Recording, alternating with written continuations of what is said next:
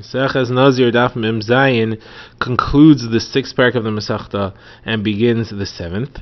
The daf begins with a Mishnah right at the top, which discusses what happens if somebody becomes Tamei in the middle of his Karbonos procedure, concluding his Nazirus. How much does he have to do over?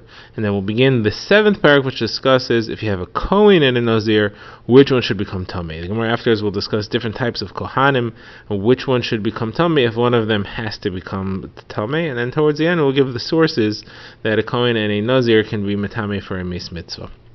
So let's begin.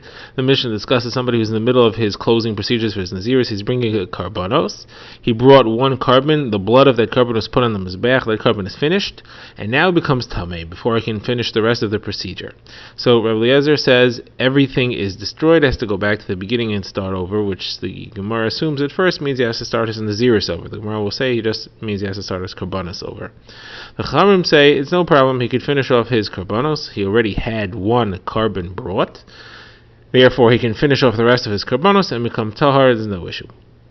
The Mishnah brings a story that says that the Chachamim said to Rabbi Eliezer, was an incident that happened with a lady named Miriam HaTarmudis, Miriam from a place called the Tarmud, that she was a Nazirah. She was concluding her Nazirus, and she had one carbon brought. The blood was put on the Mizbeach, and they came and told her that her daughter was very sick, and she went home to care for her and found that she already had died, and she became Tamei to her. And the psak that was given by the Chachamim there at the time was that she can bring her other karbonos and become tahar. So now the Gemara begins. The Gemara says, how could Rabbi Eliezer say he has to start the entire Nazirus over again? We have a previous mimer of Rabbi Eliezer who says that he just has to do 7 days of Nazirus, and that's because he can't finish his... If someone there, he's specifically referring to someone who becomes a Nazir becomes Tamei on his last day after he's concluded the Nazirus, and he's ready to bring his karbonos, he becomes Tamei. And there he says he has to do 7 more days of Nazirus, and that just means because he has to become Tahar. So he has to wait 7 days where he can't bring his karbonos yet, and therefore he can't ease the restrictions of a Nazirus.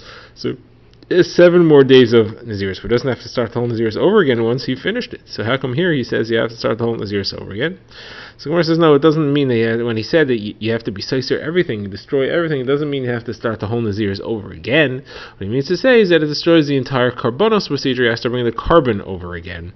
The one that was brought has to start from scratch, meaning he has to wait until it becomes Tahar, and then bring his karbonos again. The Gemara says that this is logical, that's what Rabbi Eliezer means, because the Chachamim who argue with him say, no, finish your karbonos. So not arguing about whether the Nazirus was good. Everybody agrees that was good. The discussion is, are the karbonos good, at least the ones that he brought already, or does he have to bring them over again? And then the Gemara concludes with the story of Miriam HaTarmudis, and the Chachamim bringing that as a proof that you have to do the karbonos over again. Now, this concludes the 6th parak of the Masechta. Now we begin the parak, the 7th parak Kohen Gadol, and this compares a Kohen Gadol and a Nazir, or general Kohanim and Nazirim, as far as their halachos of Tumah. So the Mishnah begins by saying that both a Kohen Gadol and a Nazir cannot become Tamei to close relatives, although Kohen Hedyot, a regular Kohen, could become Tamei to the Shiva Krovim, mother, father, son, daughter, sister, brother, spouse. A Kohen Gadol cannot, and a Nazir also cannot. Now both a Kohen Gadol and a Nazir can become Tamei to a Meis Mitzvah, that is somebody who died and there's no one to take care of him, and he will not receive the burial unless the Kohen Gadol or the Nazir do, then they are allowed to. Now the question the Mishnah asks is, what if both of them have the opportunity? They're walking along the road and they find the Meis Mitzvah. Who should be the one to become Tamei? Who should be the one to deal with it? Only one has to. So there's no reason for them both to become Metamei. So it's a machlokes. Rabbi Eliezer says it should be the Kohen Gadol, and the reason is because if he becomes Tamei, he doesn't have to bring any karbonos. Okay, he'll just be Matar like everybody else, but you don't want to incur karbonos by having the Nazir be the one to do it. That's Rabbi Eliezer's opinion. Chachamim disagree and they say no, the Nazir is the one who should do it, and that's because his kedusha is less, because it's not kedusha forever, and he just has to do it over again. The Kohen Gadol's kedusha is kedusha forever; it never lowers, and therefore he should not violate that kedusha by being mitame. Now the Gemara compares many different types of kohanim to see which should be the one to be mitame in a situation where one of them has to because of a meis mitzvah. So the Mishnah, the Gemara is going to list of a number of cases where we know the halacha, and then question what is the halacha in some additional cases. So first, case number one is if you have a Kohen Gadol and a Nazir that we saw in the Mishnah. The reason, logically, seems to be, again, we saw it's a machlokes. Machlokes is about which one is more important, which one is on a higher level that should not be mitame. The next case, which the Gemara says we know, is the case of a Meshuach b'Shemen and a Meruba b'Gadim. Now, Meshuach b'Shemen is a regular Kohen Gadol who was anointed with a Shemen and Mishcha and has the full status of a Kohen Gadol. However, at some point, the Shemen and Mishcha, the anointing oil, was lost, and any Kohen Gadol from that point on is not called a Meshuach because he didn't get anointed. It's just called Meruba b'Gadim because he wears the 8 garments of the Kohen Gadol instead of the 4 garments of a Kohen Hedyot.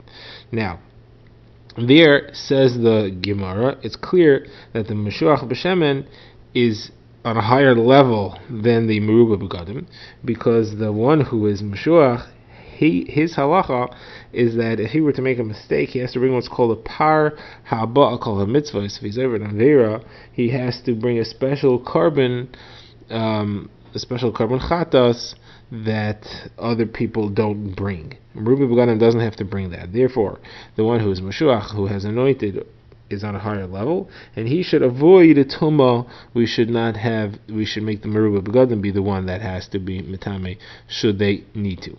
Now the Gemara compares a Meruba b'Gadim to a Meshuach that is no longer a Kohen Gadol. Why would a Meshuach no longer be a Kohen Gadol? It's if he was appointed because the main Kohen Gadol became Tameh and somebody had to do the Avodah in his place.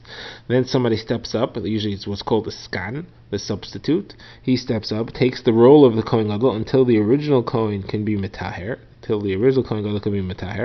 Then this Meshuach goes down. He doesn't, because he no longer does the avodah of the Kohen Gadol. However, he does not return to being a Kohen Hedyot because you can't go down in Kedusha. So instead, he's a Kohen Gadol who can't do the avodah. He's not a Kohen Gadol. He doesn't function as a Kohen Gadol, and he doesn't function as a Kohen Hedyot. So therefore, he's not doing any avodah, and therefore he is on a lower level of precedence and priority than a Meruba b'Gadim, who, even though he hasn't had Shemen and Mishcha, could do the avodah. Now, next case is, what if you had 2 Kohanim who were removed from their service? One because he had he had a temporary emission which made him tamei, and the other one because he got injured, he got a mum, and he cannot serve as a Kohen with a mum. So here, obviously, the one to become tamei should be the one with the mum, because he's not going back to the avodah. The one with the temporary emission will return to his tahara, and he will return to his avodah. Next case is a question. Now the Gemara asks, what about the Meshuach Milchama and the Skan? Meshuach Milchama is a Kohen who was appointed as the Kohen Gadol not to do avodah, just to lead the people in war. The Torah specifies he should be led into war by a Kohen Gadol, and therefore he's Meshuach, he is anointed, but he's not a full Kohen Gadol for avodah. He's only a Kohen Gadol for war. Now, the Skan was appointed to take the place of the Kohen Gadol on Yom Kippur should something happen to the Kohen Gadol and he become unfit to do the avodah, so the Skan is ready to take his place. So the Gemara's question is, which one comes first? On the one hand, the Meshuach Milchama could lead them to war. The Skan cannot do that. On the other hand, the Skan may end up doing avodah. The Meshuach Milchama is never going to do avodah. So the Gemara says we have a brisa that specifies. The brisa says there is no difference between the Meshuach Milchama and the Skan, except the fact that if they're both walking a road and they find the base mitzvah, the Meshuach Milchama should be the one and not the Skan. So now the Gemara asks, for 1 second, we have a brisa that seems to say the opposite. The brisa says Meshuach Milchama comes before the Skan, takes precedence over the Skan, so why should he the one to be mitame? The Gemara answers, that brisa is not talking about being mitame. That brisa is talking about if they're in a dangerous situation, you have to save their lives, which one takes precedence, which one should you save first? And the one that you should save first is the Meshuach Milchama, and the reason is because the people need him. He's needed to lead them into war. The Skan, we could temporarily do without. We can appoint someone else. However, as far as Tumah, we need the Skan to be around to do the avodah. We don't need the Meshuach Milchama. Now, the Gemara brings a brisa to explain that. The Gemara brings a brisa which quotes Rabbi Chanina ben Atignus and says, why is there a Skan? Because if something happens, if there's a psul that happens to the Kohen Gadol on Yom Kippur, he could go in place of him. Alright, now the Gemara moves on. The Gemara wants to know, what is the source of the halacha that a Nazir and a Kohen Gadol can be Matame to a Meis Mitzvah. So the Gemara says there's only an argument in the Mishnah as to which one is first, which one should be Matame if one of them has to, but there is no argument that if they're each alone, that they are Matame to the Meis Mitzvah. And the question is, what is the source for that? So the Gemara quotes a brisa, which brings a pasuk. It says, Al kol nafshos meis lo yavo. It says that a Kohen Gadol should not become Tomei. Now, says the Gemara, what are you talking about? Are we talking about close relatives, the 7 close relatives, or are we talking about people who are not such close relatives? Now, if we're talking about people who are not close relatives, why does it need to tell me that I can't be Matame for them? It already says that he can't be Matame for his close relatives. Kal v'chomer, he can't be Matame for people who are not close relatives. So what is this pasuk then referring to when it says Al kol nafshos meis lo yavo? Can't be referring to close relatives because it already says that. Can't be talking about the further relatives because it's the Kal v'chomer.